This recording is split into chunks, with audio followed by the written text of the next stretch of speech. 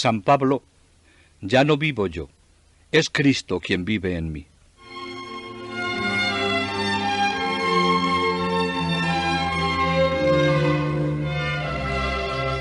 Siguiendo las huellas de San Pablo.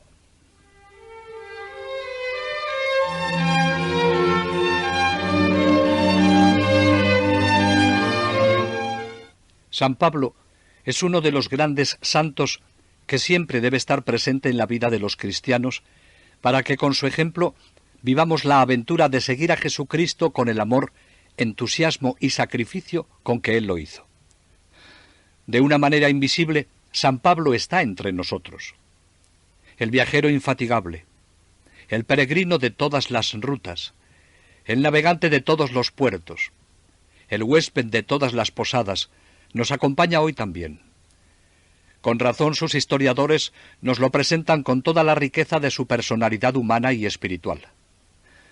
Para adentrarnos en su vida y en su obra, acudimos a quienes le han conocido bien, y recogiendo lo que han dicho, intentamos hacer una síntesis de su vida y su obra. Su figura se presenta ante nosotros unas veces tierna y compasiva, como cuando hizo llorar a sus discípulos en Mileto. Otras, íntima y familiar, como le vemos en las cartas a Timoteo y Filemón.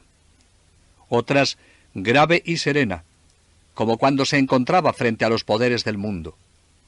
A veces, ardiente y dominadora, como cuando subyugaba a las muchedumbres. Y otras, apasionada y terrible, como cuando deshacía los engaños de sus enemigos. Atraídos por su elocuencia arrolladora, por su intensa fe y por su espíritu apostólico, queremos caminar a su lado por las ciudades, escuchar sus palabras, detenernos en sus actitudes y, sobre todo, penetrar en su interior para descubrir cómo la fuerza del amor de Cristo le llevaba a derrochar ternura, resistir las calumnias, los insultos, las persecuciones, trabajar con ardor heroico, combatiendo sin tregua el buen combate, predicando y enseñando, tejiendo tiendas y formando espíritus, caminando y luchando, siempre enfermo y siempre infatigable, siempre sostenido por su inmenso amor a Cristo crucificado, pues, según sus palabras, no quería saber otra cosa que a Cristo y a éste crucificado. No le detienen las montañas, ni le asustan los mares. La amplitud de su deseo de anunciar el Evangelio de Cristo no tiene más límite que los límites del mundo antiguo. Quiere que su Señor sea conocido hasta las extremidades de la tierra. Este hombre, que de perseguidor de Cristo se convierte en su apóstol, desde el encuentro con Cristo en el camino de Damasco, renuncia a cuanto había estimado y acepta lo que había perseguido, poniendo a su servicio todo el ardor de su alma. Alguien ha escrito con razón que este apóstol no era sólo el hombre enérgico, dispuesto siempre a las resoluciones más inesperadas, sino el pensador profundo, la inteligencia flexible y audaz que penetraba los hombres y las cosas con la fuerza del relámpago, que condensaba en fórmulas inolvidables sus maravillosas intuiciones.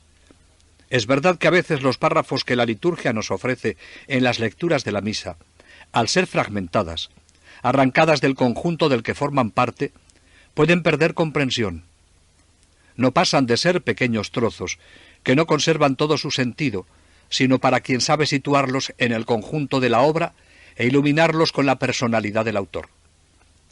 Pero el que se ha acostumbrado a la lectura de sus epístolas completas, conoce sus violentas transiciones, sus objeciones y argumentos, y descubre una claridad suprema, una unción amable, una límpida amplitud, una gran espontaneidad y una vehemencia fulgurante.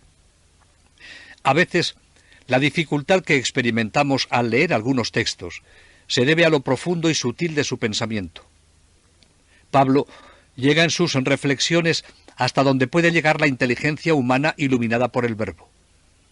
En sus escritos se adentra en los misterios de la predestinación y de la gracia, el pecado, la redención, los secretos inefables de la sabiduría divina, la espléndida doctrina de la comunión de los santos, la presencia eficaz de Cristo en el cuerpo místico.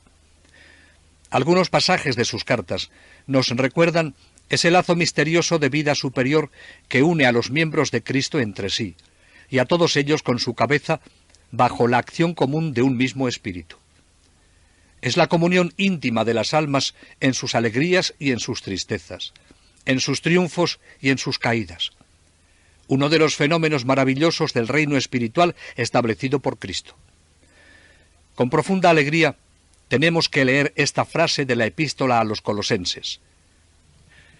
En este momento me alegro de mis sufrimientos por vosotros, y completo en mi carne lo que falta a las tribulaciones de Cristo por su cuerpo, que es la Iglesia. Qué alegría da pensar que nuestros pequeños sufrimientos se transforman y divinizan uniéndose a los méritos de la pasión de Cristo. Cristo nos llama a cada uno, nos urge, nos necesita para completar la belleza de su cuerpo místico. Es un gran misterio y una inestimable gracia. San Juan Crisóstomo, quien en medio de los innumerables cuidados de su cargo de obispo de Constantinopla, solía buscar en las epístolas de San Pablo consuelo, luz y paz, dijo: cada vez que leo un pasaje de las cartas de San Pablo, reconozco esa voz amiga. Tengo la impresión de verle ante mí, de oír que me habla.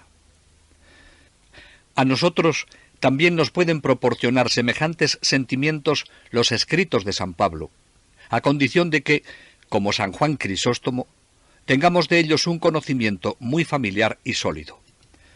Para aprovecharnos de la riqueza de su doctrina, tenemos que conocer bien la obra de San Pablo y su personalidad extraordinariamente atractiva, cuya irradiación no cesa de extenderse a lo largo de los siglos.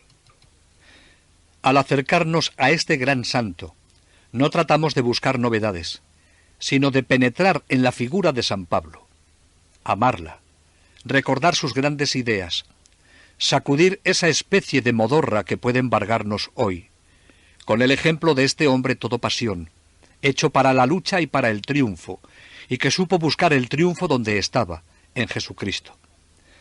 Nada mejor para despertar entusiasmos nobles y grandes anhelos de santidad que acercarnos a este santo incomparable. Es vida y espíritu. Es un corazón palpitante de amor a Jesucristo. Pablo, llamado por Jesucristo, dedicó su vida a darle a conocer en la sociedad pagana de su tiempo. Hoy, tristemente, se comprueba que grandes sectores de nuestra sociedad vuelven al paganismo y a la angustia de la incredulidad.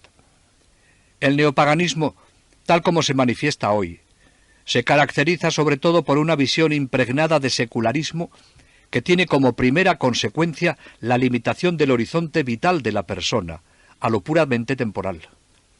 Un horizonte del que queda excluido Dios. Para un gran sector de nuestra sociedad, el eclipse de su dimensión religiosa se traduce en prescindir de la dimensión espiritual. Ya San Pablo recogía el dicho: comamos y bebamos, que mañana moriremos, de los materialistas de hace 20 siglos que consideraban la muerte como el inevitable final de todo, y por tanto la vida terrena el tiempo en el que debían agotar sus ansias de felicidad. Pasarlo bien es el programa de vida de muchos materialistas de hoy que viven solo de disfrutes pasajeros.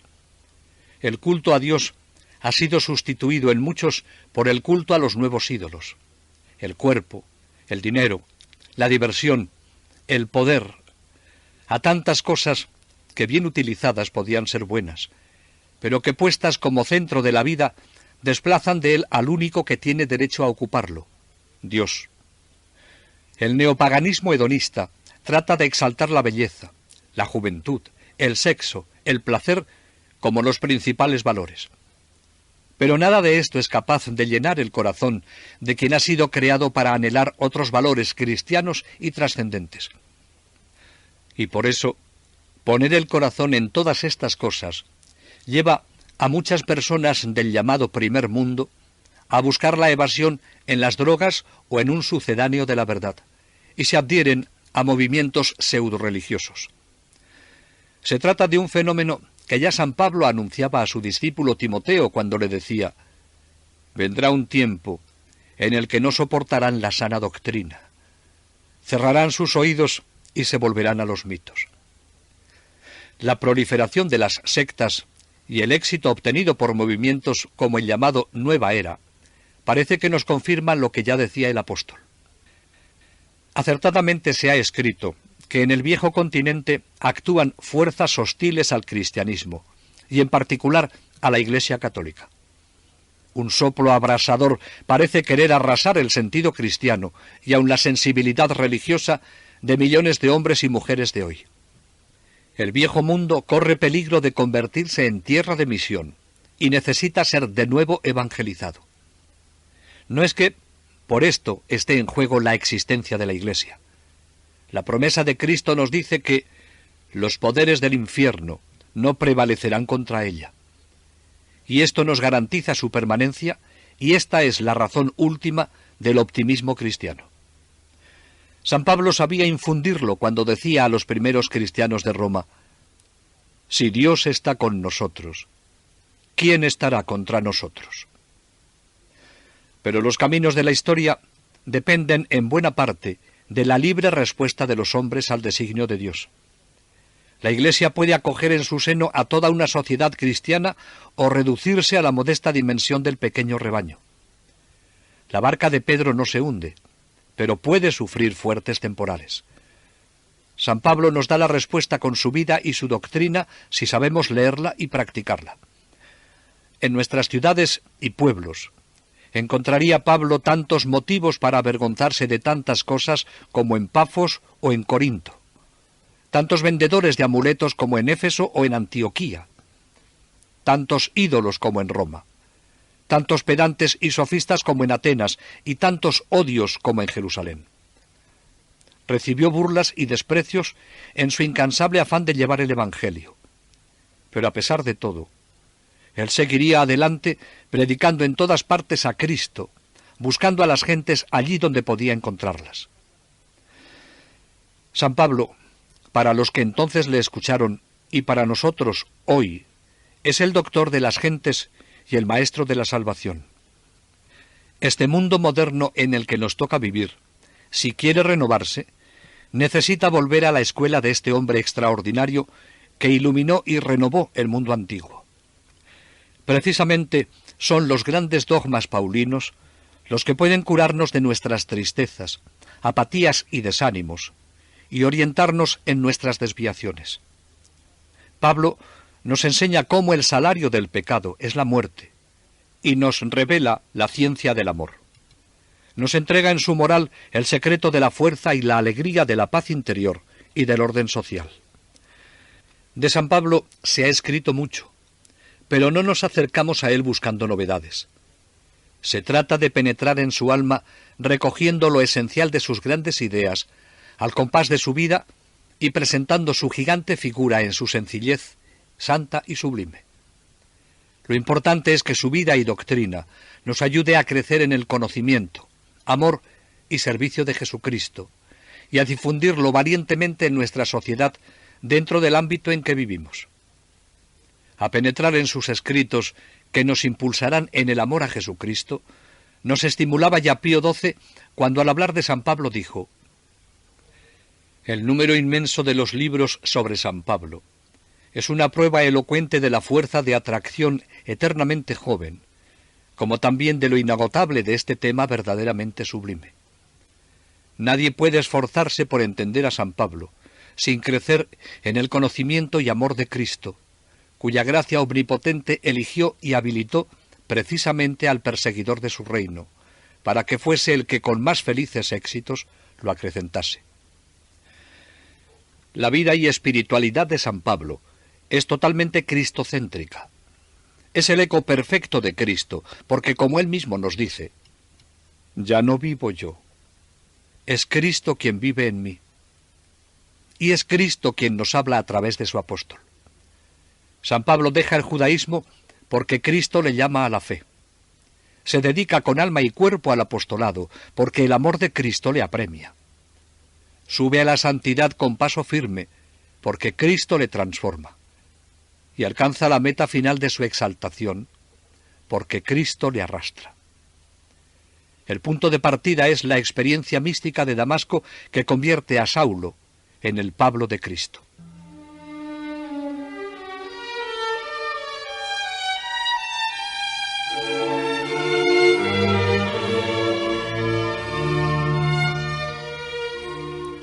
Conocemos a Pablo por primera vez con motivo de aquella primera lucha de la sinagoga con la Iglesia, donde aparece guardando la ropa mientras el diácono Esteban era martirizado.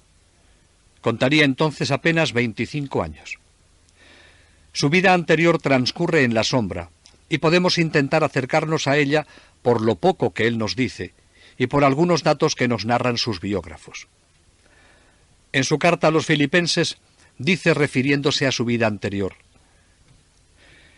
si alguno se imagina ser poderoso según la carne, más lo soy yo, circuncidado el 8º día, israelita de raza, de la tribu de Benjamín, hebreo, nacido de hebreos, y fariseo por lo que se refiere a la ley. Y en otra parte dice: soy judío, natural de Tarso, y ciudadano de una ilustre ciudad. Hablando con los judíos, pone de relieve su origen judío, pero cuando después tenga que defenderse delante de los empleados del imperio, sacará a relucir su alcurnia profana, sus derechos de ciudadanía en una de las ciudades más importantes del imperio. Delante de la ley y en las relaciones sociales, este título, muy poco prodigado aún en aquellos primeros tiempos del imperio, primaba sobre los demás y le colocaba entre la aristocracia de la provincia. Era una prueba de distinción, un juicio de bienestar material y una llave de oro que podía abrir muchas puertas y sacar de muchos compromisos. Tarso era una de las grandes ciudades del Oriente, lugar donde concurrían para el comercio del dinero y del saber gentes de distintas naciones. A los muelles de Tarso, encrucijada de civilizaciones, llegaban los navíos del Mediterráneo con las mercancías de los productos más raros de la India y del comercio occidental. Era Tarso un lugar de antiquísimo tráfico internacional, la línea divisoria de dos civilizaciones, la grecorromana de Occidente y la semítico-babilónica de Oriente. Podemos imaginarnos a Saulo con otros compañeros de juego recibir con júbilo los buques que llegaban al puerto. El ambiente de Tarso en el que Pablo creció y vivió también más tarde, mucho antes de su conversión, nos indica el influjo del helenismo. Hoy está reconocido generalmente que el modo de pensar y vivir griego hizo en él notable impresión, y por eso deducimos que tuvo que vivir bastante tiempo en Tarso. Pensaba, hablaba y escribía en griego como si fuese su lengua nativa. Esta comunidad griega, con su rica vida intelectual, se había hecho desde los Escipiones aliada de Roma, dominadora del mundo, la cual con el derecho de ciudadanía romana procuraba romanizar al helenizado Oriente y formar una elevada clase social afecta a Roma en todo el imperio. Por eso Pablo decía con cierto orgullo: yo poseo el derecho a la ciudadanía romana por nacimiento. Y es que la familia de Pablo poseía ambas cosas, el derecho de ciudadanía de Tarso y el de Roma. Los judíos principales, que podían pagar a lo menos 500 dracmas, recibían el derecho de ciudadanía y tenían parte en la administración municipal. No había separación rigurosa entre judíos y gentiles. Estaban unidos por los intereses comunes del Estado y de la ciudad, y hacían oración, aunque separados, por el bien de la ciudad y del emperador. Pablo, por tanto, no procedía de la judería, y esto nos explica su espíritu abierto al mundo, su franqueza con los gentiles y su lealtad al Estado. Un espíritu tan despierto como Pablo, y enriquecido con tan diversas prendas naturales, tomó y elaboró en sus más tiernos años muchas cosas de las que más tarde no podía darse cuenta. El hombre que en la carta a los romanos trazó una imagen tan drástica del paganismo, que con advertencias hechas cuando se ofrecía la ocasión mostró con cuánta atención lo observaba todo, no anduvo por el mundo con timideces. En aquella ciudad cosmopolita, el padre de Saulo había conseguido el título tan codiciado que dejara en herencia a su hijo.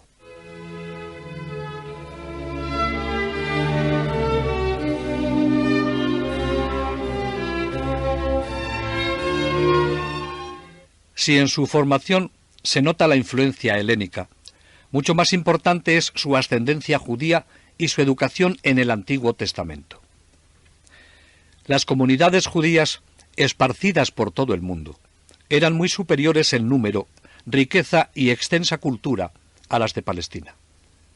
Las familias judías de Tarso formaron una cerrada comunidad de raza con los mismos derechos que los griegos, una corporación política o colonia. Eran un pequeño estado dentro del estado. La comunidad de parentesco era sagrada e íntima. Nadie podía en la antigüedad ser ciudadano de una ciudad sin estar vinculado a una estirpe o linaje. Esto daba a la familia de Pablo cierta tradición, un orgullo patricio. Partiendo de este punto de vista, del orgullo del judaísmo colonial, podemos entender la expresión tan llena de orgullo cristiano cuando más tarde dice a los filipenses: nosotros, los cristianos, tenemos nuestra ciudadanía en el cielo. Su padre, como fariseo, era un hombre de la más severa orientación religiosa, e introdujo a su hijo en la sagrada lengua original de la Biblia, aunque la conoció después en la escuela, según la traducción griega de los 70. Ya desde los comienzos de su agitada existencia, no hay para Saulo nobleza más grande que la de ser hijo de Abraham. Soy hebreo, hijo de hebreos.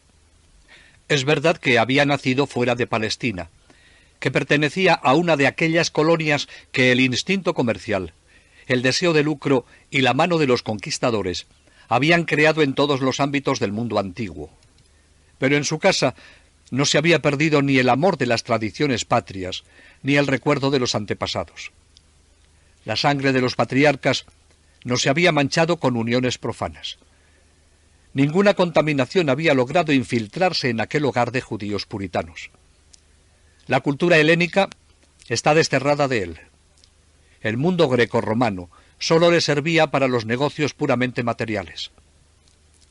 Fariseo, hijo de fariseos, dirá Saulo, para encarecer más aún aquella fidelidad a la ley que le enseñaron desde la cuna. Pertenecía a esa casta superior, a la de los privilegiados que se separan del vulgo creyente y llevan anchas filacterias y cumplen los preceptos más insignificantes y gustan de ser honrados en las plazas y en los banquetes, y de ser distinguidos por las gentes con el título de rabí. Tarso era ciudad universitaria, rival de Atenas por sus filósofos y sus hombres de ciencia. Pero no fueron estos los maestros de su infancia. En todas las ciudades de importancia, los judíos tenían sus escuelas particulares, y en la escuela judía de Tarso, y seguramente también en su casa, aprende Saulo el arameo, que llegará a hablar como lengua materna. El griego, la lengua corriente del país, la aprende en la calle y en la sinagoga. Su libro de lectura es la Biblia en la traducción de los 70. Saulo aprendió el griego y lo aprendió a fondo. Es la lengua del negocio, de la calle, del puerto, de la sinagoga, el dialecto común en el que el rabino leía y comentaba la Biblia, la lengua que hablan los muchachos, entre los cuales creció Saulo.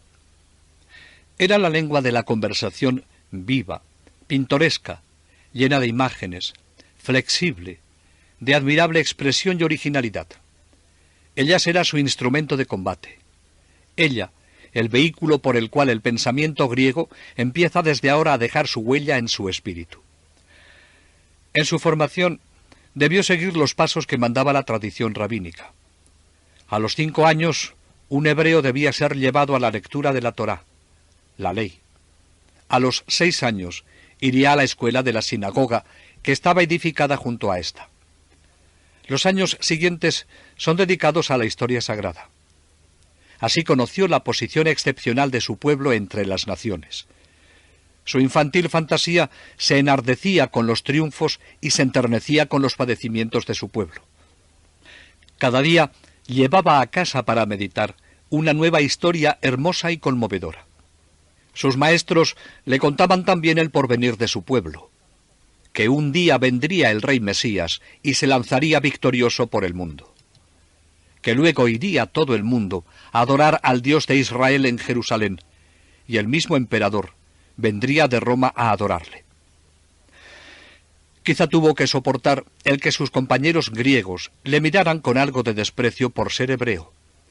Pero el pequeño Saulo sabía muy bien que pertenecía a un pueblo que ya tenía una gran historia. A los 10 años comenzó el segundo período menos feliz de su educación. Desde esa edad, el niño hebreo era introducido en la llamada tradición oral. Los rabinos habían levantado alrededor de la ley de Dios una enorme valla de mandamientos orales, prescripciones de purificación y distinciones muy sutiles que hacían pasar por tan obligatorias en conciencia como los 10 mandamientos. Para un alma delicada y naturalmente sensible como la de Saulo, esto debía suscitar peligrosos sentimientos de contraste en medio de un mundo de brillante cultura que vivía de muy diferente manera. Creció, por tanto, en un ambiente enteramente religioso, aunque algún tanto asfixiante. En este ambiente prosperó el sentimiento de superioridad y el orgullo nacional del judío extranjero, y le unió con la madre patria de los judíos palestinos. Su padre es posible que fuera un hombre serio, callado, íntegro, que iría a la sinagoga con sus anchas tiras de oraciones. De los hermanos de Pablo no se tiene noticia más que de una hermana que más tarde se casó en Jerusalén. De su madre no se sabe nada. Probablemente murió temprano, y el niño creció sin el amor materno. Esto explicaría por qué fue sensible y agradecido a la delicada manera femenina y maternal con que le trató la madre de Rufo. Hacia los 15 años se dirigió a Jerusalén como discípulo de los rabinos en la escuela del templo. El venerable rector de este colegio se llamaba Rabí Gamaliel, muy honrado de todo el pueblo, miembro del Consejo Supremo, grande y generoso guía religioso. A la ciencia juntaba la virtud, una virtud auténtica, mezclada de prudencia y de bondad. Pero además, Gamaliel hablaba el griego y recomendaba su estudio a los jóvenes. El mismo Pablo nos dirá: «Me alimenté a los pies de Gamaliel». Fue su más ferviente discípulo y pronto sobresalió entre sus compañeros. Los escolares se sentaban en el suelo o en bancos muy bajos, en semicírculo, alrededor del maestro, que se sentaba en sitio elevado. Así pues, Pablo estaba sentado literalmente a los pies de Gamaliel. El método de la enseñanza consistía en elegir un pasaje del Antiguo Testamento para la explicación. Se leía primero en hebreo y luego en la lengua usual aramea. Después, el maestro exponía las diversas explicaciones que se habían dado y podían darse.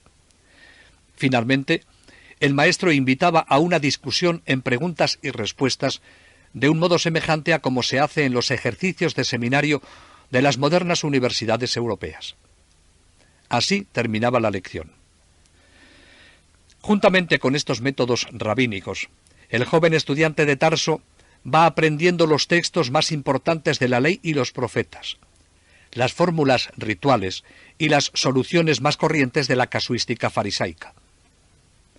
De Gamaliel aprendió los comentarios bíblicos, el uso de la argumentación rabínica, que después utilizará ampliamente, y los preceptos de la ley, con sus 1000 distinciones e interpretaciones. Pero no aprendió la suavidad, ni la indulgencia, ni la amplitud de espíritu.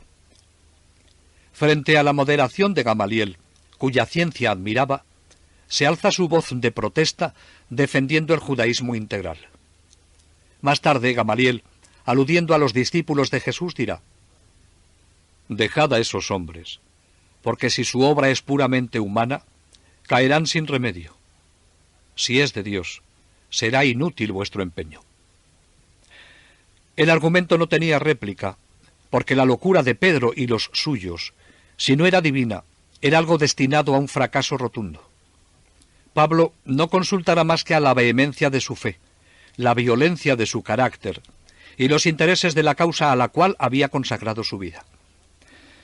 pero todavía no había resonado por los campos de Galilea la buena nueva. Jesús cumplía la voluntad del Padre, todavía trabajando silenciosamente en su taller, esperando la hora que no tardaría en llegar.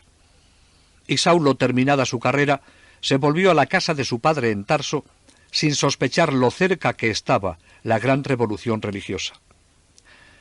Volvía a Tarso lleno de ciencia, y más aún, de orgullo farisaico. Sabía la Biblia casi de memoria, conocía su interpretación literal y esotérica, había asimilado las tradiciones históricas y canónicas de su pueblo, y era un escriba, un letrado, un teólogo. Se sentía más hebreo que nunca. Pronunciaba con entusiasmo los versos de David e Isaías, y recordaba con gratitud las peregrinaciones de los patriarcas dirigidos misteriosamente por la voz de Yahvé. Y con una voluntad férrea, con un tesón heroico, se proponía hacerse digno de aquellos santos y de aquellos profetas, respondiendo con una conducta intachable a los mandatos del cielo. Pertenecía a la raza de Abraham, escogida para una misión providencial, la que mereció recibir las tablas de la ley, y con la ley dominaría todas las naciones, según las promesas hechas por el mismo Dios. Este era el sentimiento que embargaba su alma e inspiraba su conducta. Quiere cumplir la ley y cumplirla como el más piadoso israelita. Era un fariseo tan escrupuloso que más tarde diría él mismo acerca de este período de su vida: abrasábame el celo de la ley de Dios. Vivía según la secta más estricta de nuestra religión. Mi vida era irreprochable en lo que se refiere a la justicia legal. Ahora se encuentra en Tarso respirando el austero ambiente familiar y pensando en la dirección que había de dar a su vida. Asiste religiosamente a la sinagoga. Es posible que interviniera en sus funciones. Contempla con profundo respeto el rollo de la ley. Sus maestros de Jerusalén le han dicho que todo buen israelita debe saber trabajar también con sus manos. Como su padre parece era un tejedor y tendero bien acomodado, en el taller de su padre seguramente aprendió a tejer lona de tienda, hecha con el célebre pelo de cabra de aquel país, y a hacer tiendas. Así trabajaba Pablo en su juventud, y así seguirá trabajando. Al mismo tiempo que cumplía con los consejos de los rabinos, se ganaba la vida, porque el negocio era lucrativo, y como era una tarea puramente mecánica y uniforme, le permitía a la vez meditar el último capítulo que había leído en la Biblia o en la reunión de la sinagoga. Es durante esta segunda estancia en su ciudad natal cuando entra en contacto más íntimo con la cultura grecorromana. Ni el arte ni la naturaleza debieron impresionarle nunca profundamente. Tarso tenía sus pórticos, sus templos de orden corintio, sus palacios, sus termas, sus plazas y sus jardines cuajados de estatuas. Nada de esto debió influir en la imaginación del joven israelita. No es que le faltara el don de la observación, pero es que el mundo externo le importa muy poco. Atento a la lucha interior, no tiene tiempo para escuchar el lenguaje de las cosas muertas. El dominio de Saulo será el interior del ser humano. El mundo inanimado solo le interesa en sus relaciones con las cosas. Quienes han estudiado a San Pablo dicen que sus metáforas proceden todas de las actividades de la vida humana. El movimiento del legionario romano, lleno de agilidad y de fuerza. La gracia de los juegos del circo. El bullicio de los mercados. Las luchas enconadas del estadio. Los espectáculos teatrales. La Biblia griega seguirá siendo su libro de lectura, de estudio y de meditación, el que le da las ideas y las palabras. Y con la Biblia la observación del medio en que vive. Si antes ha fijado su teología escuchando a los doctores de Jerusalén, ahora forma su lenguaje en aquel griego cosmopolita que se habla en Atenas y Antioquía, en Alejandría y en Roma. Y se crea su estilo, un estilo que tiene sus defectos, pero que es sumamente personal, amplio, rico y vigoroso, capaz de recibir las más altas ideas y de transmitirlas, produciendo grandes efectos.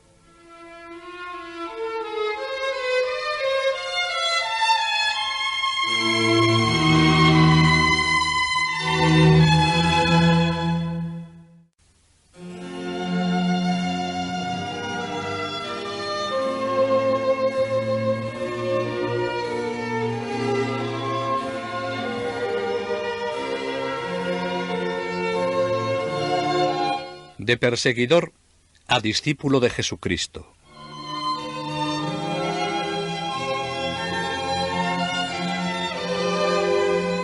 Durante su segunda estancia en Tarso, es posible que Pablo fuera alguna vez a Jerusalén, pero su permanencia allí parece que nunca duró un tiempo tan largo como para que hubiese llegado a conocer personalmente a Jesús. San Pablo nunca hace la más ligera insinuación sobre esto, y sin duda lo hubiera hecho cuando luego justificó con tanta convicción su cargo de apóstol. Además, Pablo, un hombre tan apasionado, no hubiera podido permanecer neutral ante la persona de Jesús. O le hubiera combatido o se hubiese hecho su discípulo. Durante su segunda estancia en Tarso, había tenido lugar el acontecimiento más grande y más importante que ha visto el mundo desde el principio.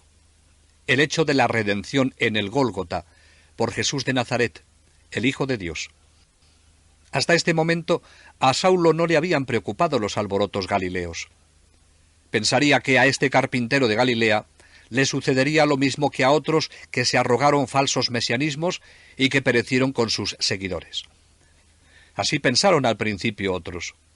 Aquellos labriegos, antiguos pescadores, publicanos despreciables, no tienen en los ojos la mirada deslumbradora del Maestro, ni hablan como él hablaba. Pero esta vez el asunto se presentaba de una manera más seria. Entretanto, el pequeño grupo se organiza silenciosamente. El Espíritu de Jesús sigue viviendo entre ellos. Sus palabras les llenan de un entusiasmo alegre y confiado. No os preocupéis del alimento ni del vestido, le habían oído decir a Jesús, y con una fe ciega se despojan de todos sus bienes y los ponen a los pies de Pedro. Viven convencidos de que no hay mayor riqueza que el amor. Tenían una sola bolsa, una sola alma y un solo corazón.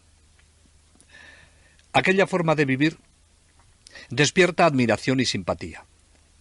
Cada día son más numerosos los que quieren oír hablar de Jesús y se presentan a los apóstoles pidiendo el bautismo. En apariencia podían pasar por personas inofensivas, ya que eran las gentes más sencillas las que se les unían. Era manifiesto su desinterés y su caridad. Vivían en una verdadera fraternidad, y los que trataban de defenderles hacían notar que, lejos de combatir la religión establecida, muchos de ellos observaban religiosamente sus prácticas, iban al templo a rezar, asistían a las ceremonias. El que afirmasen que el Mesías había venido no parecía que podía perjudicar a nadie. Pero sus adversarios pensaban que si aquellas tendencias seguían adelante, se produciría una revolución en la historia de Israel. Ya en vida de Jesús habían denunciado el peligro. Las enseñanzas del carpintero de Nazaret conmovían las multitudes. Se proclama heraldo de un culto nuevo, el mayor de los profetas, hijo único de Dios, y anunciaba que un día aparecerá glorioso entre las nubes del cielo como juez supremo. Pensaban que esto ponía en peligro los fundamentos de la sociedad judía. Si el Mesías había venido, Israel había terminado su misión. La ciudad de Jerusalén ya no era la misma después de la muerte de Jesús en el Gólgota. Una gran pesadilla pesaba en la conciencia del pueblo y de los sacerdotes. Los discípulos del crucificado se juntaban alrededor de un centro misterioso, alrededor de un personaje invisible, a quien nadie merecía ver fuera de los suyos. Principalmente los judíos de la diáspora, cuyo idioma era el griego, acudían a ellos en tropel. Con esto se añadió a la Iglesia un nuevo elemento que pronto fue de importancia transformadora. Esteban, gran conocedor de la Biblia, y Felipe, honrado padre de familia, fueron elegidos para formar parte del colegio de los 7 diáconos, y poco después los encontramos actuando como predicadores y taumaturgos. Esteban llevaba muy buen camino para ser uno de los grandes dirigentes de la joven Iglesia. Fue la primera gran conquista. Él fue el primero en conocer claramente y manifestar sin temor la significación sólo preparatoria y transitoria de la ley mosaica y el valor definitivo y universal de la Iglesia cristiana. En él le había nacido a Saulo un adversario nada despreciable.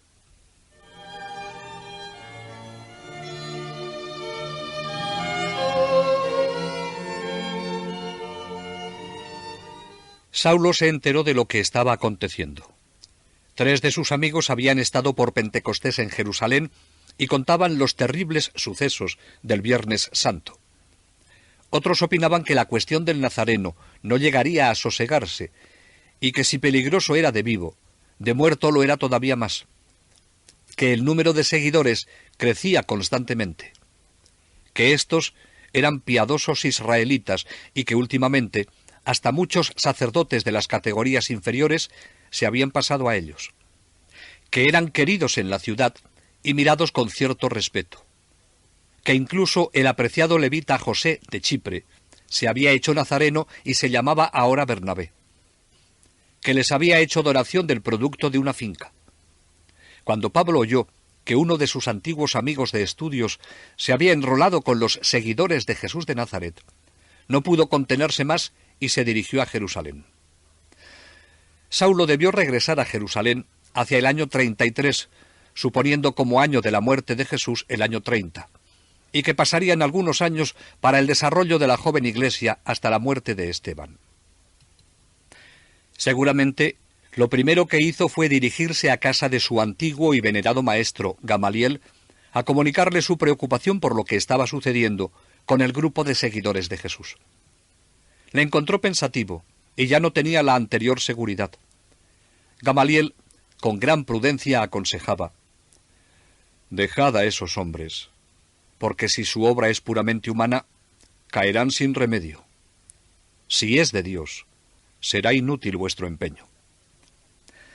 El argumento no parecía tener réplica, porque la locura de Pedro y los suyos, si no era divina, era algo destinado al fracaso más rotundo.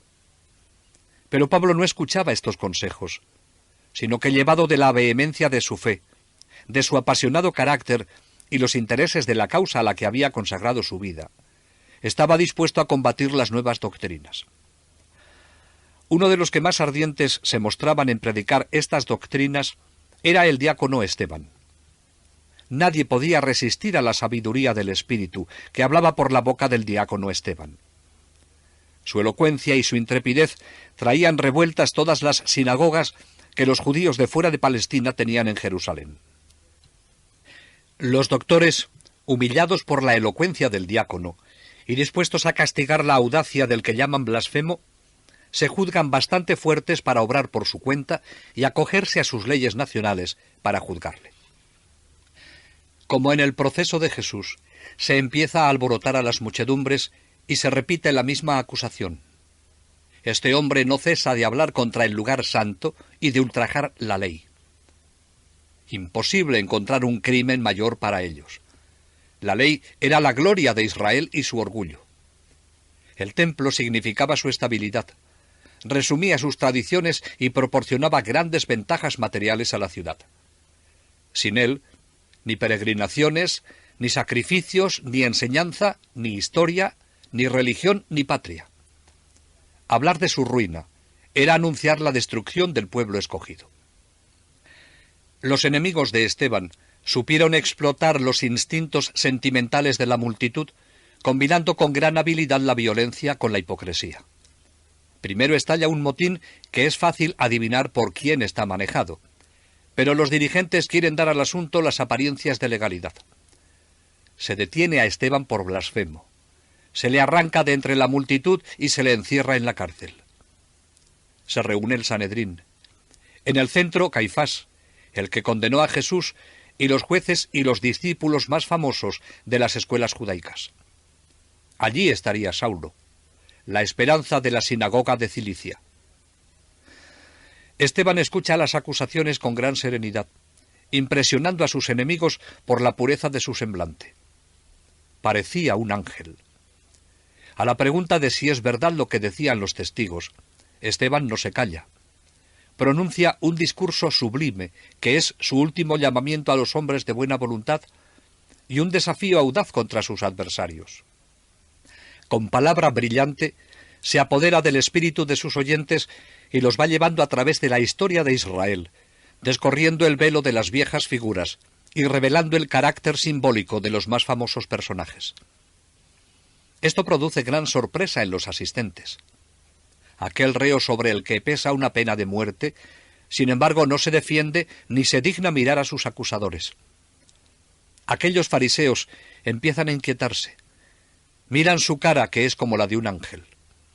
Es joven, hermoso y elocuente. El Espíritu Santo obra en él, inflamando su palabra y su corazón. Habla como quien tiene autoridad. Los que le escuchan quizá no han llegado a comprender la intención de la primera parte de su discurso.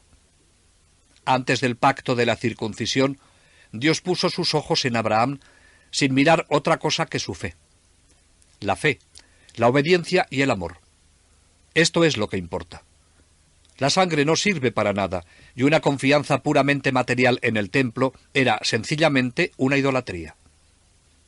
Es precisamente el argumento que más tarde, después de su conversión, desarrollará Pablo. Su discurso producía una violencia reprimida a duras penas. Lejos de temerla, Esteban acabó desencadenándola cuando les dijo: «Duros de cerviz e incircuncisos de corazón y de oídos, vosotros siempre resistís al Espíritu Santo. Como vuestros padres, así vosotros. ¿A qué profeta no resistieron vuestros padres?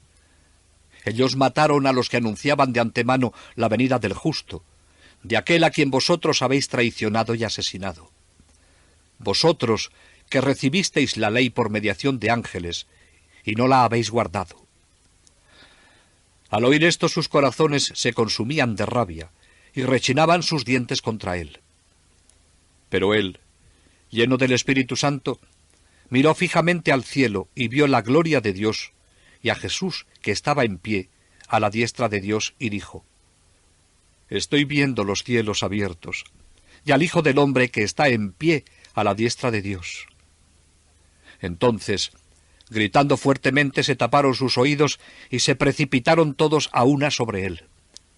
Le echaron fuera de la ciudad y empezaron a apedrearle. Los testigos pusieron sus vestidos a los pies de un joven llamado Saulo. Mientras le apedreaban, Esteban hacía esta invocación: «Señor Jesús, recibe mi espíritu». Después dobló las rodillas y dijo con fuerte voz: «Señor, no les tengas en cuenta este pecado». Y diciendo esto, murió. Así nos narran los Hechos de los Apóstoles la actitud de Esteban y su martirio. La muerte de Esteban fue el precio que debía pagar la primitiva Iglesia para rasgar su envoltura nacional judía y poner en camino su vocación de hacerse Iglesia universal y ganar a su mayor apóstol, que debía ejecutar esta separación histórica. No hay gran victoria sin sacrificio de sangre. Este principio tiene también valor en el reino de Dios. Esteban ofreció este sacrificio y así fue el que dio principio a un porvenir de la Iglesia de amplitud universal. De semejantes campeones necesita la Iglesia para realizar lo que todavía falta a la pasión de Cristo. Dios deja a veces que perezcan sus colaboradores, pero lleva adelante su obra de la forma más insospechada. Esteban, la gran esperanza de la Iglesia, ha muerto, pero la verdad no puede morir. Dios está detrás de ella. ¿Quién hubiera pensado, cuando Esteban murió, que en el plazo de un año aquel joven que guardaba la ropa de los que le apedreaban ocuparía su lugar y llevaría su causa a la victoria?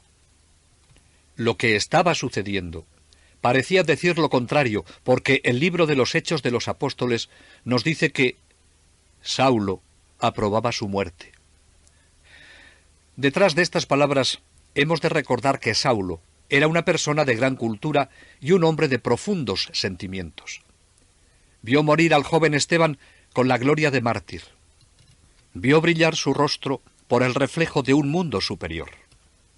Le vio expirar con una oración por él en los labios. Esto explica que Saulo nunca olvidó este día. Durante toda su vida sintió el remordimiento de su conciencia. Después, con motivo de su conversión, dirá al Señor: cuando se derramó la sangre de tu testigo Esteban, yo también me hallaba presente, y estaba de acuerdo con los que le mataban, y guardaba sus vestidos. Y reconocerá que no es digno de llamarse apóstol, porque ha perseguido la Iglesia de Dios. Cuando años más tarde, con una mirada retrospectiva, recordaba esto, debió reconocer ese día como uno de los más decisivos de su vida, aunque de momento él no se dio cuenta. La muerte de Esteban fue el preludio de una nueva oleada de dolor y el anuncio de la más sangrienta persecución de la joven Iglesia. Aquel día se desató una gran persecución contra la Iglesia de Jerusalén. Todos, a excepción de los apóstoles, se dispersaron por las regiones de Judea y Samaria. Pero esto no hizo sino acelerar el camino de la Iglesia naciente, pues fue la oportunidad para extenderse. La experiencia enseña que la persecución injusta despierta interés y simpatía por la causa del perseguido. ¿Cuál es la actitud de Saulo? Fue de nuevo el mismo. Quería terminar con lo que él consideraba maldita herejía. Era enemigo de la medianía, un representante de la clase de los incondicionales. Por este sentimiento devorador de interior inquietud, entendemos ahora el ardiente celo con que se arrojó a la persecución en servicio de la ley.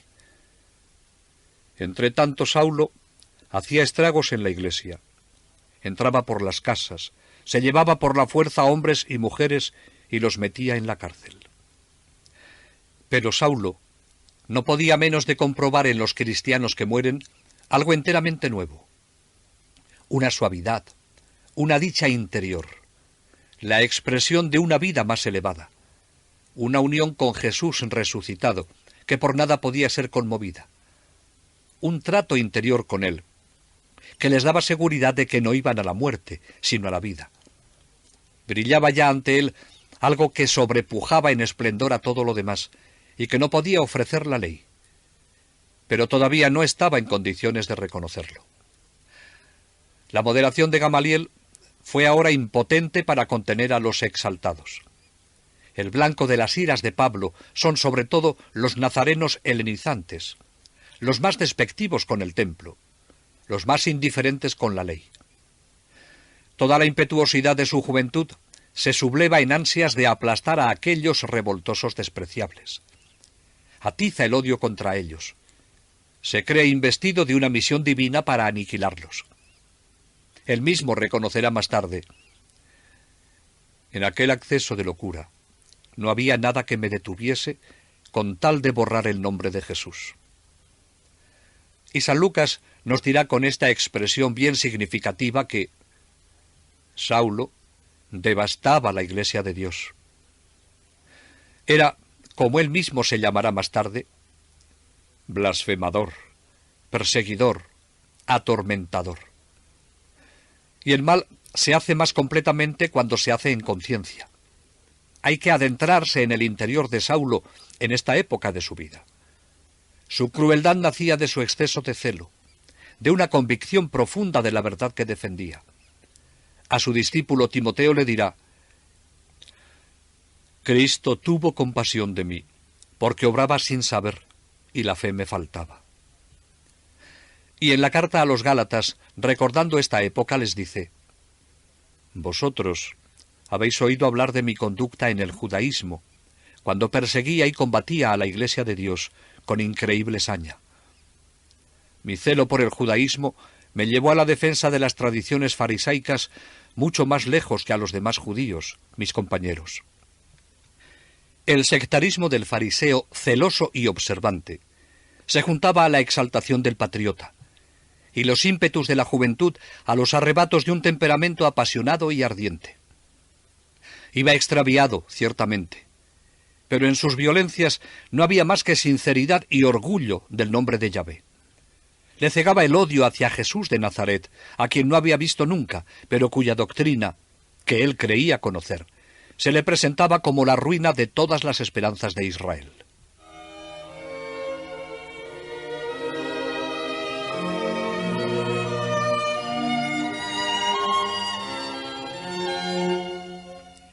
Su lucha contra los cristianos continúa. Después de la muerte de Esteban, Saulo se convierte en jefe de perseguidores. Sus violencias han dispersado a los perseguidos y muchos judíos invocan ya a Jesús en Damasco, en Samaria y en Antioquía. Saulo está intranquilo pensando que se le escapan las víctimas. Acostumbrado a analizar sus ideas religiosas, cree que ha comprendido mejor que Gamaliel cuánto importa acabar con aquel puñado de seguidores del Rabí de Nazaret. Porque a pesar de que él dijo que si era cosa de hombres se extinguiría y todo acabaría, el hecho es que, lejos de extinguirse, los seguidores de Jesús se extienden, se organizan y encuentran simpatizantes por todas las partes donde van. Saulo cree que afortunadamente el grupo más importante de Jerusalén puede darse por terminado. Muchos de sus miembros están en la cárcel, y los que quedan parece no se atreven a hablar en público como lo hacía Esteban. Pero esto no le basta a Saulo. Él sigue los pasos de los fugitivos y sabe que un buen número de ellos se ha refugiado en Damasco, la capital de Siria, y según nos narran los Hechos de los Apóstoles, Saulo, respirando todavía amenazas de muerte contra los discípulos del Señor, se presentó al sumo sacerdote y le pidió cartas para las sinagogas de Damasco, para que si encontraba algunos seguidores del camino, hombres y mujeres, los pudiera llevar presos a Jerusalén. Si Jesús había dicho a sus discípulos que las puertas del infierno no prevalecerían contra ellos, Saulo quería poner en evidencia la falsedad de estas palabras, y humanamente parecía que iba a tener razón. ¿Cómo podría resistir aquel grupo de discípulos frente al poder que se alzaba contra ellos, armado de la autoridad del Senado y del pueblo judío? Pero ellos no dudan. Recuerdan las palabras de Jesús y ni un solo momento pensaron que la Iglesia pudiera sucumbir en aquellos primeros días de su expansión. Tenían seguridad en que se cumpliría lo anunciado, y la mirada de Jesús, grabada en el corazón de cuantos habían tenido la dicha de verle y oírle, era infalible. Sólo él conocía los caminos por los que se cumpliría su promesa, pero estaban seguros de que su palabra no podía faltar. Y la persecución de Pablo a los cristianos terminó como nadie entonces podía imaginar. En este camino de Damasco va a tener lugar un suceso maravilloso, imposible de explicar en sus causas y fecundo en sus resultados. Confiado en el éxito de su empresa, marcha Saulo con sus compañeros confiado. Nadie se le resistirá. Ya acaricia el triunfo. De repente, una gran claridad envuelve a los viajeros y, semejante a un relámpago, cae sobre Saulo y le echa en tierra. Y escucha una voz que llega hasta él con un acento que es a la vez reproche y amor. Saulo, Saulo, ¿por qué me persigues? Él respondió, ¿quién eres, Señor? Quiere saber quién es el que le corta el paso. Pablo lo presiente, pero quiere tener la seguridad. Toda el alma de Pablo está en esta pregunta. Él se someterá no por la fuerza, sino ante la verdad. Y Jesús le respondió, yo soy Jesús, a quien tú persigues. Tal vez en este momento le apareció el rostro glorificado de Jesús, como una cabeza llena de sangre y heridas. La sangre de los mártires que él había derramado corría en grandes gotas hacia abajo. Es la idea del cuerpo místico de Cristo que padece en los suyos. Entonces brotó en él un torrente de luz, en el cual reconoció la magnificencia de Dios que se manifestaba en la cara de Cristo. La luz de la fe había nacido en él. Era una victoria de misteriosas fuerzas, el nacimiento de una nueva vida, la aparición de un mundo superior, la roturación del seco terreno de su corazón. Era una completa capitulación del entendimiento y de la voluntad, del castillo de su corazón, que había levantado contra Dios. Era un cautivar todos los pensamientos a la obediencia de Cristo. Saulo se rindió. Fue una revelación que iluminó su ser entero, algo inenarrable y prodigioso. En un momento cae en la cuenta de que Esteban y a cuantos ha perseguido tenían razón. La voz le acusaba, pero le perdonaba al mismo tiempo, y le trazaba una norma de conducta, y le fortalecía para todos los sacrificios y todas las satisfacciones. Saulo estaba transformado. Su odio es ahora amor arrebatado y puro. Saulo no entiende de medianías. Busca la verdad y cuando la encuentra se entrega en dócil obediencia.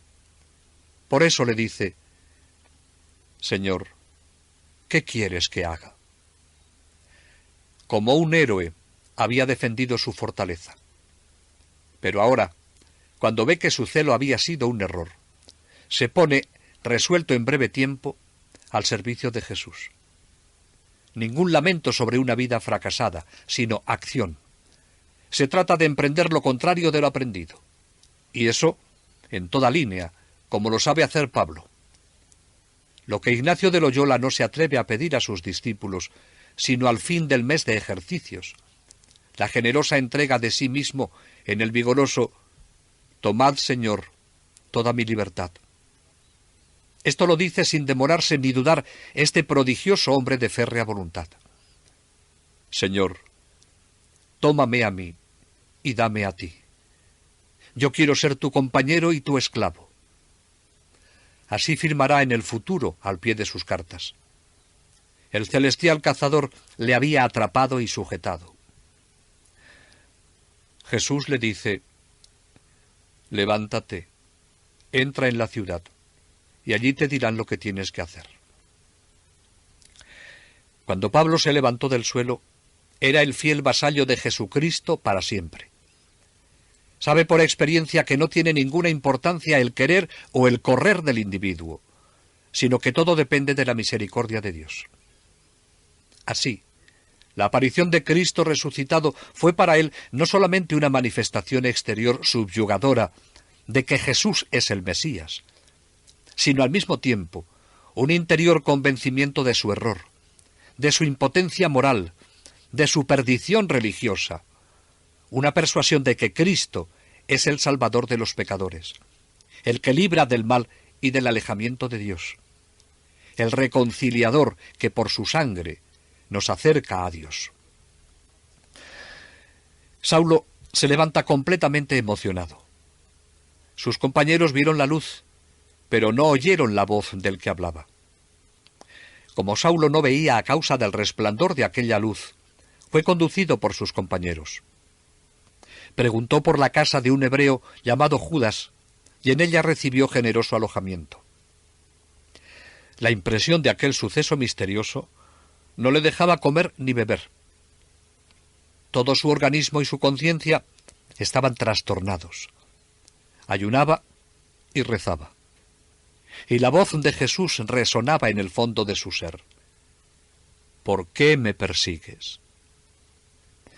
Al mismo tiempo, se sentía inundado de una luz consoladora, esa luz que le había sorprendido en el camino y con su mirada interior seguía viendo a Cristo, el condenado hace unos años, que era el Mesías esperado y que seguía vivo, y de sus labios había escuchado la verdad.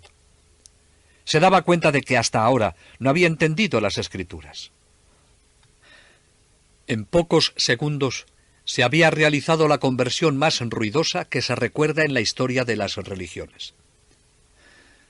La conversión de Saulo es obra de la gracia divina, un verdadero milagro de Cristo que se le apareció en el camino de Damasco. Todos los exegetas católicos admiten el carácter sobrenatural de la conversión, aunque lo expliquen en forma diferente. Ricciotti, después de una larga exposición sobre las causas de la conversión del apóstol, se pregunta: ¿por qué se convirtió Pablo? Y responde: lo dice él mismo. Fui alcanzado por Cristo. Fue sorprendido, fue conquistado. Fue alcanzado por Cristo que le había esperado y de pronto se apoderó de él. Había puesto los ojos en él desde que estaba en el seno de su madre. Lo esencial de este encuentro con Cristo camino de Damasco es que Dios encendió su alma y transformó su mente y su corazón completamente. Desde este momento en adelante, estas facultades crecían dentro de él, siempre en aumento y sin cambiar de dirección o desviarse de ella. Cualquier contacto que tomara, cualquier elección que hiciera, siempre miraba hacia la luz que había recibido en Damasco.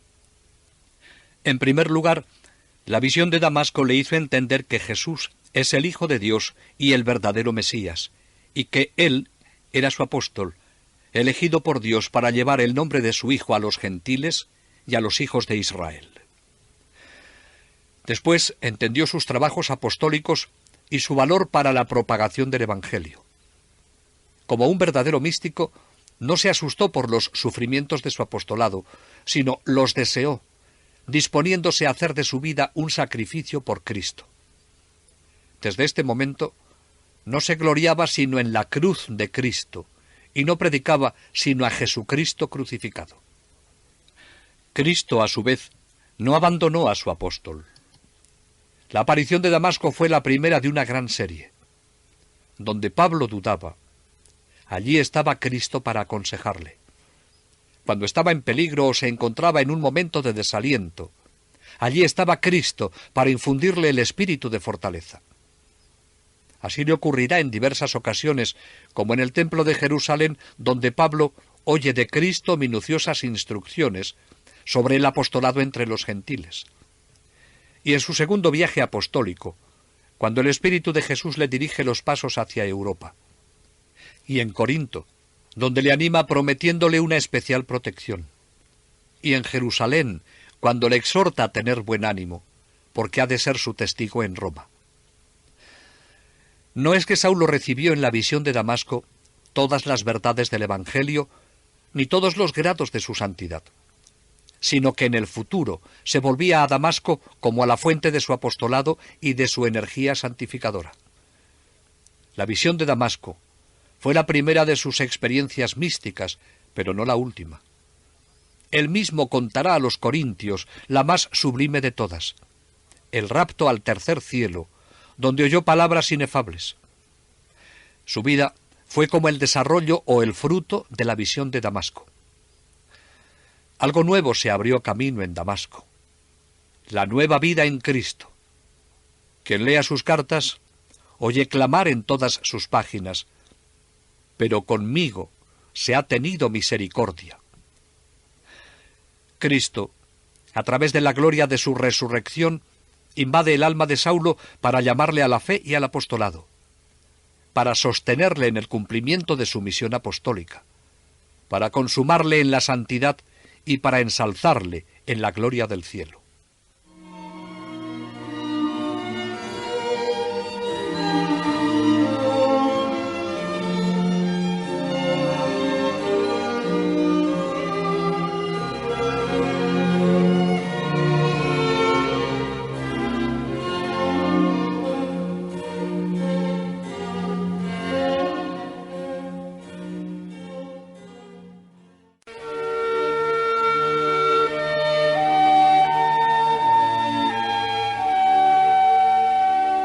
Cristo le amó y le escogió.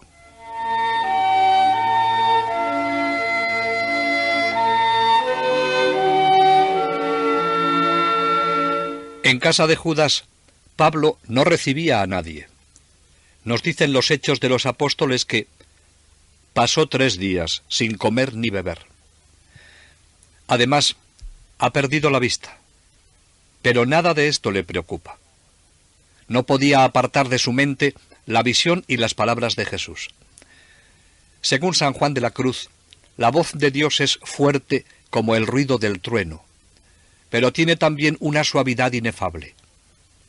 Esta voz resonaba en el corazón del convertido y resonará a lo largo de su vida.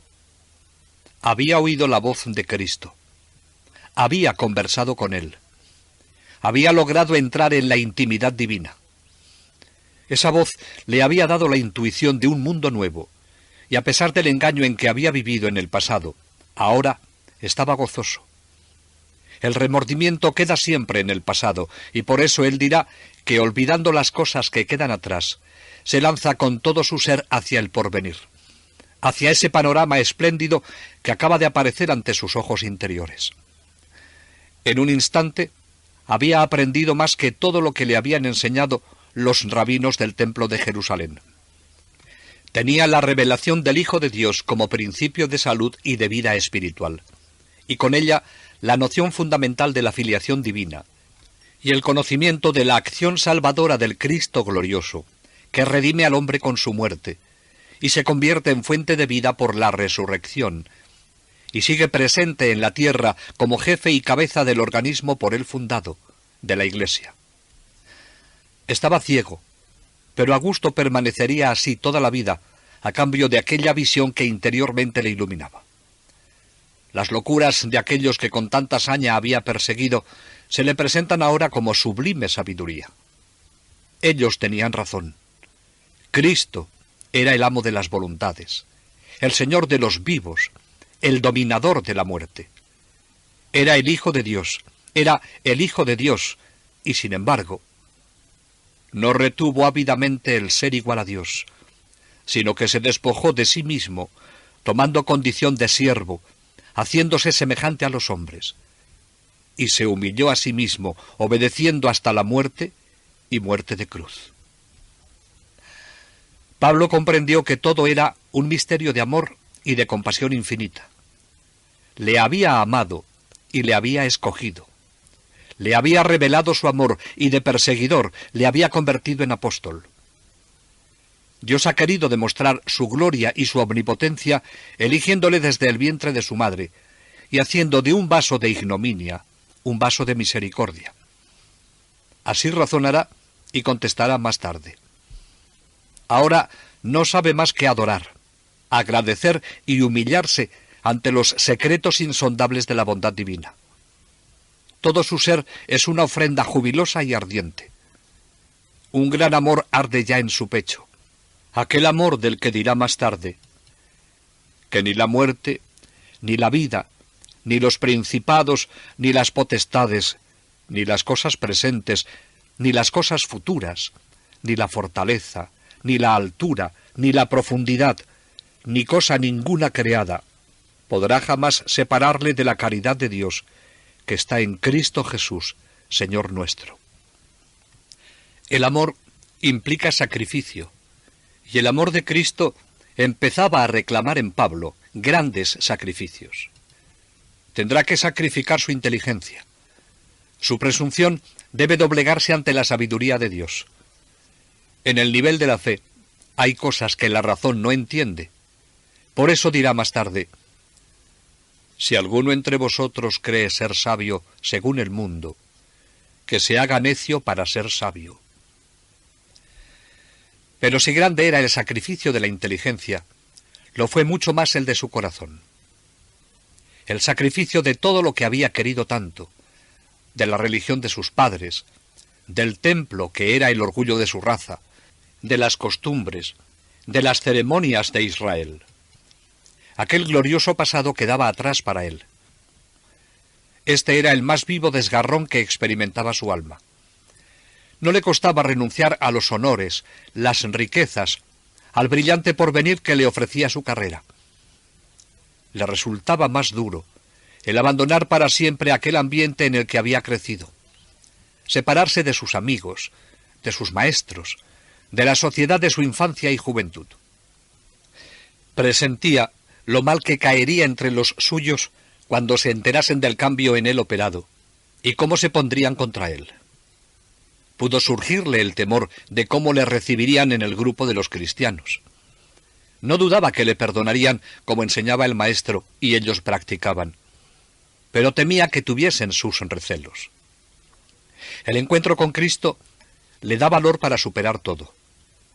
Ha creído, y la fe para él es un acto de obediencia libre. Ha vislumbrado el sublime ideal, y su mirada está fija en Cristo. Nada del mundo podrá separarle de él. Él mismo nos dirá: no he consultado ni la carne ni la sangre. He renunciado a todas las cosas mirándolas como estiércol, a fin de ganar a Jesucristo.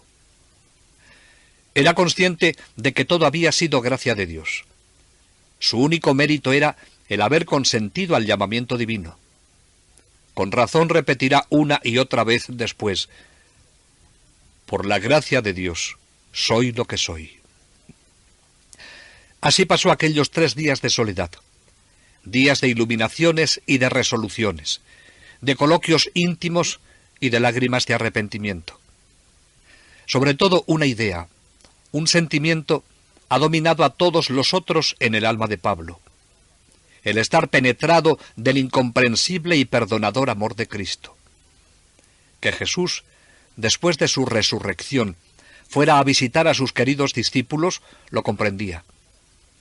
Pero que se haya aparecido a él, a este aborto, su más furioso enemigo, y más todavía, que Dios le haya rodeado con su mirada amorosa, ya desde el seno de su madre, por todos los años, este tierno amor del Señor, que ha sido el primero en amarle y se ha entregado por él, fue para él lo verdaderamente subyugador.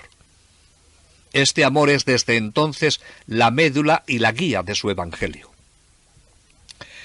San Agustín, que tenía gran experiencia de lo que la gracia de Dios hizo en él, refiriéndose al combate de la gracia en San Pablo, dice: ella le derribó al suelo y le levantó.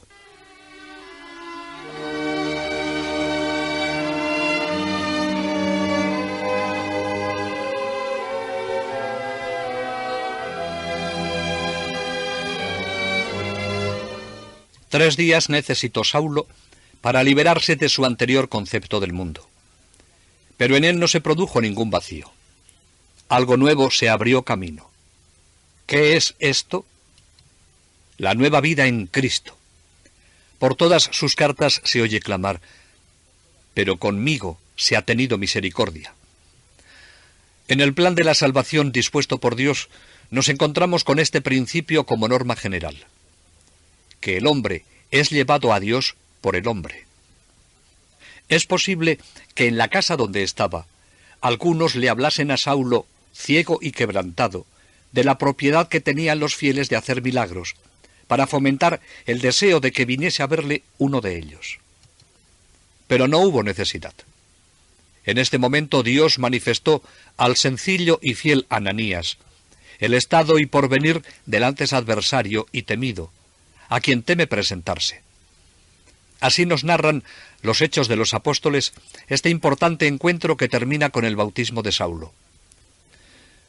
Había en Damasco un discípulo llamado Ananías. El Señor le dijo en una visión: Ananías. Él respondió: aquí estoy, Señor. Y el Señor: levántate y vete a la calle recta, y pregunta en casa de Judas por uno de Tarso llamado Saulo. Mira, está en oración y ha visto que un hombre llamado Ananías entraba y le imponía las manos para devolverle la vista. Respondió Ananías: Señor, he oído a muchos hablar de ese hombre y de los muchos males que ha causado a tus santos en Jerusalén, y que está aquí con poderes de los sumos sacerdotes, para apresar a todos los que invocan tu nombre. El Señor le contestó: vete, pues este es para mí un instrumento elegido para que lleve mi nombre ante los gentiles, los reyes y los hijos de Israel. Yo le mostraré todo lo que tendrá que padecer por mi nombre. Fue Ananías, entró en la casa, le impuso las manos y le dijo: Saulo, hermano, me ha enviado a ti el Señor Jesús, el que se te apareció en el camino por donde venías, para que recobres la vista y seas lleno del Espíritu Santo. Al instante cayeron de sus ojos unas como escamas y recobró la vista. Se levantó y fue bautizado. Tomó alimento y recobró las fuerzas. Cuando Saulo oyó el mensaje que de parte del Señor le transmitía aquel hombre, y que al mismo tiempo recuperaba la vista, su primera mirada se fijó, llena de gratitud, sobre el amable visitante, de quien Dios se servía para volverle la luz. Él le describirá como un hombre según la ley, a cuya virtud rendían homenaje todos los judíos de la ciudad. En su rostro vio Saulo aquella expresión suave que tantas veces había advertido entre los discípulos de Jesús, y que hablaba de serenidad y de perdón. Y a aquel semblante respondían las palabras que le había dirigido. Le había llamado hermano. Saulo no sabía cómo agradecerle aquella generosa fraternidad con que le recibían aquellos a quienes antes había perseguido. Saulo, que ya había recibido el bautismo del Espíritu, debía ahora ser admitido también por el bautismo sacramental en la santa unión fraternal de los cristianos. Pero ser cristiano significa estar bautizado por la muerte de Cristo, y encierra en sí la última entrega a Cristo hasta la aceptación del bautismo de sangre con el martirio. A Saulo, que con la velocidad de un rayo previó todas las consecuencias, le pudo hacer temblar el presentimiento de que un día terminaría su vida muriendo por el Señor. No dudó en levantarse, recibir el bautismo y lavar sus pecados. Y así, la iglesia de Damasco, que había temido antes por su venida, le recibió gozosa, dando gracias a Dios del milagroso cambio. Era no solamente un triunfo de su causa, sino también una confirmación de su fe. Al testimonio de los 12 sobre la resurrección de Cristo, se unía un nuevo testimonio que no venía de un discípulo inflamado de amor, sino de un adversario, de un perseguidor. Era la evidencia involuntaria confirmada por una serie de prodigios de los cuales podía dar fe toda la ciudad. No se cansaban de preguntar al convertido los detalles de su extraña aventura, y a través del fuego de su relato les parecía ver a Jesús en forma invisible, y se encendían más intensamente en su amor. No les impresionaba ciertamente por su presencia física, pero sus palabras ardían, sus ojos deslumbraban, en su gesto se revelaba una energía indomable, y sobre todo, la gracia de Dios había descendido sobre él. Saulo, por su parte, escuchaba cuanto le decían los discípulos del Señor acerca de la buena nueva. Su corazón se inflamaba con las parábolas de Jesús, meditaba sus milagros y recogía en su memoria los discursos y las sentencias del Evangelio. Renacido en las aguas y en el Espíritu, su fe se avivaba y se encendía, y empezaba ya a manifestarse en predicaciones vehementes. Saulo se consideró obligado a dar cuenta el próximo sábado en la sinagoga de su cambio de sentir, y anunciar a Cristo como la plenitud de todas las esperanzas de Israel, como el transformador de la vida humana, como el cumplido anhelo de los pueblos y los tiempos. Y así fue proclamando en las casas y en las sinagogas que Jesús es el Hijo de Dios, el Cristo, el Mesías prometido a Israel. Su predicación es valiente, como lo confirman los hechos de los apóstoles. Habla con seguridad en el nombre del Señor. Cristo está en el centro de sus discursos. Cristo, considerado más que en su vida terrena, en su resurrección gloriosa, influyendo en quienes le adoran, dirigiendo y fecundando su iglesia. Para Saulo no hay oposición entre el Cristo histórico y el Cristo glorioso. Pero Cristo ha muerto por todos y ha resucitado, y se ha convertido en vivificador de los hombres, no según la carne, sino según el Espíritu. La muerte de Cristo fue soberanamente eficaz, ya que, una vez resucitado, tiene una realidad espiritual y trascendente. Pablo, en su predicación, tiene su método personal al que será fiel toda su vida. Predica a Jesús crucificado y resucitado. Y le predica sin ningún temor en las sinagogas, porque sigue siendo judío. Ama a sus hermanos, a los hombres de su raza. Y es a ellos a quienes, ante todo, dirige su predicación, siguiendo así el ejemplo de Jesús.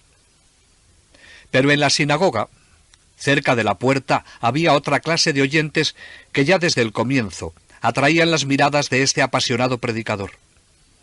Eran los amigos de Israel, prosélitos del paganismo, gente hambrienta de espiritualidad y cansados de escuchar tantas idolatrías. En estos oyentes pone Saulo, ya desde ahora, sus mejores esperanzas. Sabía muy bien que lo que les atraía de los cristianos era aquella seguridad con que resolvían los más angustiosos problemas, la dulzura de sus rezos y cantos, la nobleza de su moral, la pureza de su culto, la elevación de sus dogmas y aquel espíritu fraternal que reinaba entre ellos. La nueva ley no abolía la antigua, sino que la depuraba y la despojaba de las múltiples trabas que habían puesto. Desde ahora, sabe Pablo que la justificación no viene de la ley, sino de la fe en Jesucristo, y que quien cree cumple todo lo que él manda.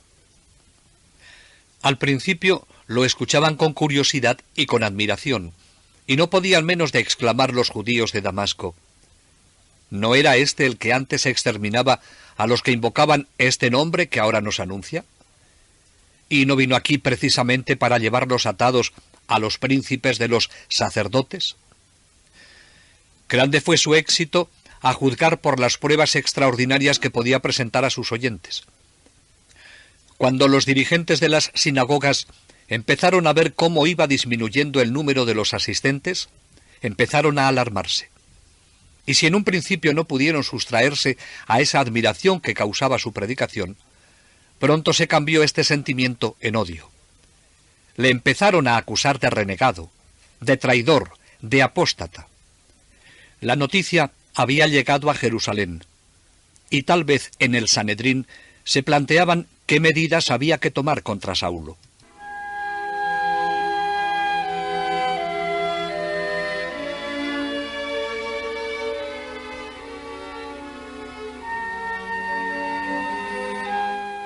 Así las cosas, Saulo no tiene miedo a lo que pueda venir, pero una vez más se deja llevar por lo que el Espíritu le inspira. Cuando plugo a Dios revelarme a su Hijo, a fin de que predicase a las naciones, no conferí entonces con ningún hombre, sino que al punto me marché a Arabia. Como hombre de gran actividad y lleno de celo por extender la revelación que había recibido, Saulo podía haber caído en la tentación de dejarse llevar de sus impulsos. Pero el cambio operado era verdadero y se movía a impulsos del espíritu. Por eso Saulo vuelve de nuevo al silencio, a la soledad. No temía el furor de quienes antes fueron sus amigos y ahora se habían vuelto contra él. Lo que le guía es un deseo de recogimiento, de soledad. Después de los sucesos pasados, quería entrar dentro de sí mismo y encontrarse frente a frente con Dios. Y se fue a Arabia, es decir, a la península sinaítica, en cuyas montañas sagradas Moisés y Elías conversaron familiarmente con Dios. Antes de entregarse a su apostolado, recorriendo las grandes ciudades, quería escuchar a Dios en el silencio del desierto. Conocía ya su destino, lo que Dios quería de él, pero no tiene prisa en cumplirlo, porque sabe que Dios le llamaría en el momento oportuno para comenzarlo. Mientras tanto, quiere entrar dentro de sí mismo, meditar las sagradas escrituras, dominar su cuerpo, fortalecer su alma, y lejos del ruido del mundo, en el silencio de las potencias y de las cosas, oír más seguro el murmullo de la voz interior, de Dios que le hablaba al corazón. Aleccionado por los más extraordinarios, aunque reales, hechos que acababan de sucederle, lleno de las experiencias y enseñanzas adquiridas en el trato con los cristianos de Damasco, cargado sin duda con el Antiguo Testamento que a todas partes llevaba consigo, vemos al hombre solitario que se adentra en el retiro del desierto. Este tiempo de casi 3 años de ejercicios espirituales fue el más contemplativo y el más feliz de su vida. Aquí comenzó, bajo la dirección del Espíritu de Jesús, aquel gran proceso de refundición en el alma de Pablo, que él indica en su carta a los filipenses. Todo lo que en otro tiempo consideré como ganancia, lo he tenido por pérdida por amor de Cristo. Todo lo juzgo como pérdida en comparación del conocimiento de mi Señor Jesucristo, que todo lo sobrepuja, por cuyo amor lo he sacrificado todo. La extraordinaria condición de su espíritu le predisponía a lo que estremece, a lo que pasa una sola vez, pues fue arrebatado por la revelación de Cristo hasta el último límite posible. Todos los grandes místicos han amado la soledad, y Pablo es uno de ellos. Por temperamento es un hombre activo y, sin embargo, se oculta en el desierto. 3 años pasó en esta soledad. 3 años que parecen vacíos cuando las cosas se quieren valorar por lo que se hace y no por lo que se es. Son 3 años sumamente fecundos. Años de preparación intensa por medio de la oración y la reflexión bajo el influjo del Espíritu Santo, para descubrir el sentido del Antiguo Testamento a la luz del Nuevo, para comprender la armonía del plan divino de la salvación por la fe y las relaciones de la historia de la humanidad con el hecho de la trascendencia del Evangelio. Si en Damasco se produjo una transformación, una fulminante y verdadera conversión, la educación religiosa de Saulo no podía ser obra de un día. El comienzo exige perfección, y el sistema completo de la teología paulina será fruto de largas reflexiones y de una revelación lenta y prolongada en que se manifiesta constantemente la intervención de Dios. A la primera aparición suceden las indicaciones de Ananías y vienen luego los recuerdos de los hermanos de Damasco. En el desierto, las comunicaciones divinas continúan.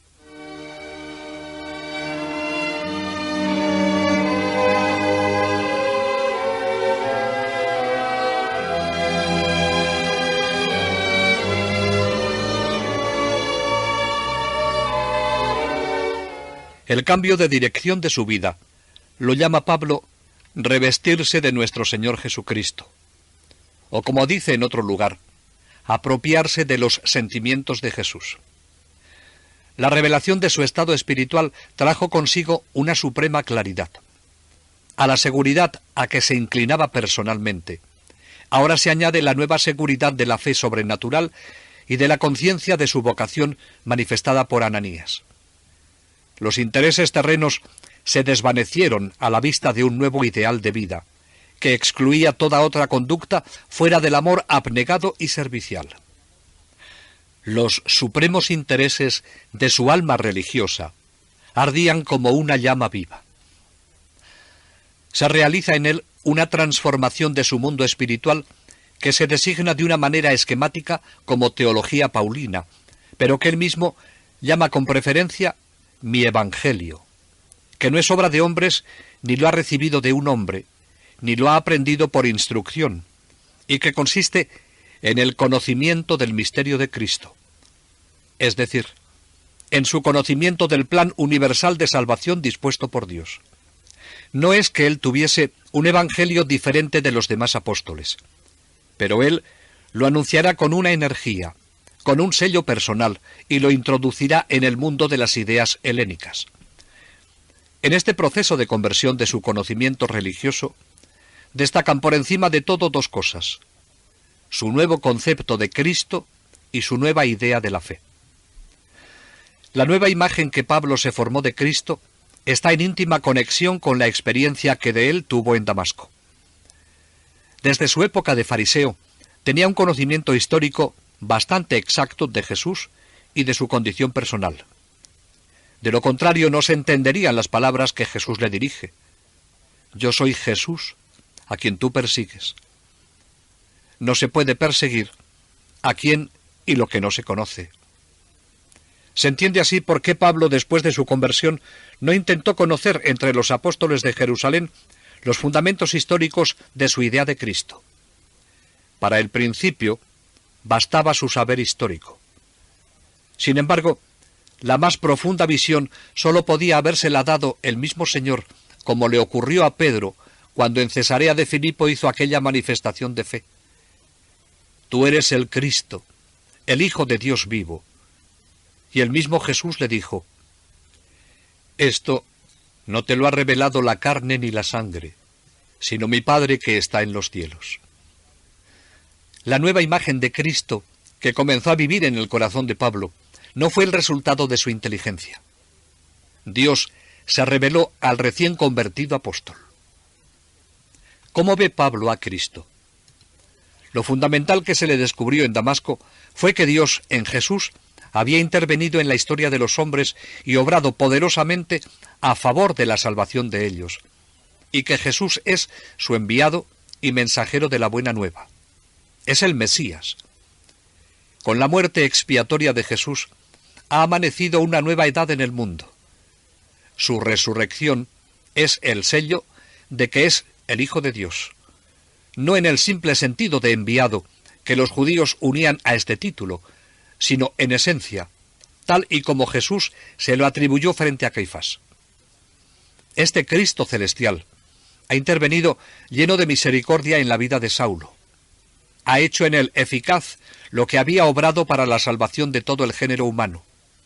Y Saulo ha podido contemplar en su rostro el resplandor luminoso de su divinidad. El estudio de los profetas le descubre a Jesús cada día más como al Salvador de los pecadores y Salvador del mundo. Ahora aparece claro en su conciencia que, según la voluntad de Cristo, las barreras que había levantado el judaísmo entre él y los otros pueblos han de ser derribadas. Si los pecados del mundo fueron para Dios el motivo de hacer morir en la cruz a su Hijo como víctima de propiciación, se entiende que los gentiles se han de poner bajo la bendición del Salvador de los pecadores. A su imagen de Cristo no le faltan los rasgos terrenos. Lo que le mueve sobre todo el corazón en el Cristo terreno es la cruz, la obra del amor divino que luego manifestará a los Gálatas y predicará a los Corintios. Me he propuesto no saber ninguna otra cosa entre vosotros, sino a Jesucristo, y éste crucificado. El amor de Cristo le cautiva ya ahora, y nunca le dejará. Ahora conoce lo que significa ser cristiano, ser un hombre a quien Cristo ha ganado el corazón, que como el resucitado está por encima de lo demasiado estrecho, meramente nacional e incluso lo cósmico, y lleva en sí la fuerza del mundo celestial. Pablo conoce a Jesús como personalidad histórica, sus relaciones terrenales, su ascendencia según la carne, su nacimiento, sus parientes, en una palabra, todo lo que en él era terreno. Esto lo descubre frecuentemente en sus cartas, pero a esto no va dirigido su interés. Todo esto es para él el vaso terreno que encerraba un contenido infinitamente precioso. En la muerte, Jesús dejó lo terreno y comenzó a llevar una vida celestial. Para Pablo, el Jesús histórico es el fondo diáfano de su imagen de Cristo.